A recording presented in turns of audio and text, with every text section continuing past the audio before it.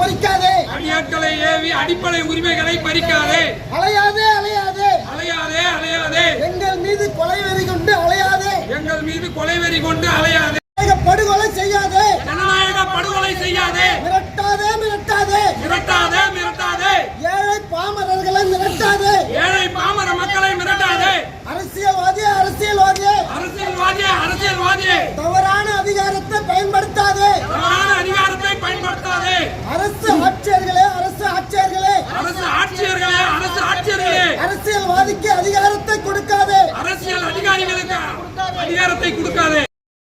மேஸ்திரி ஜெயபாலை கைது செய், நடவடிக்கை எடு நடவடிக்கை எடு, நடவடிக்கை எடு நடவடிக்கை எடு, மேஸ்திரி ஜெயபால் மீது கடுமையான சட்ட நடவடிக்கை எடு, மேஸ்திரி ஜெயபால் மீது கடுமையான சட்ட நடவடிக்கை எடு.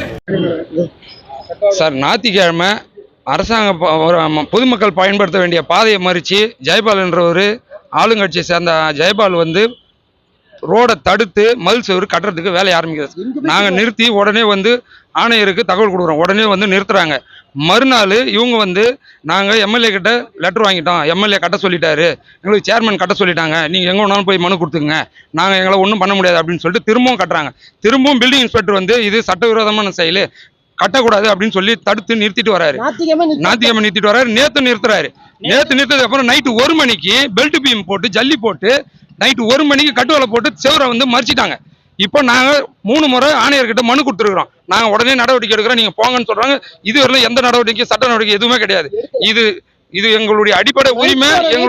எங்களுடைய வீட்டுக்கு போகிறதுக்கான மனையை வந்து நாங்கள் வந்து பகிரங்கமாக தடுக்கிறதுனால இங்கே மனு கொடுத்து இது நடவடிக்கைனா திரும்ப நாங்கள் ஆட்சியராண்ட வந்து கண்டிப்பாக இன்னும் பெரிய போராட்டம் நடத்த போகிறோம். எங்களுக்கு எந்த எம்எல்ஏலாம் தகவல் இல்லைங்க ஐயா.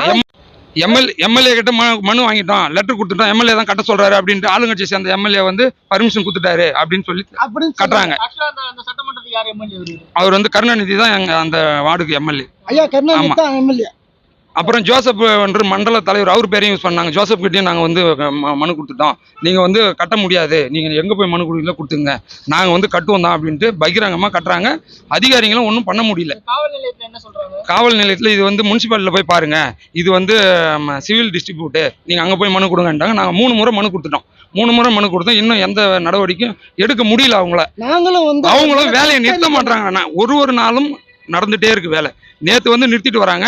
நைட்டு 1 மணிக்கு பில்ட் பீம் போட்டு கட்டுவலை போட்டு செங்கல்ல வந்து ஒரு ஆள் ஆயிட்டு எழுப்பிட்டாங்க. இப்போ நாங்கள் அந்த மனைக்கு எப்படி போகிறது சார்? நாங்கள் வந்து என் பேர் பாபு.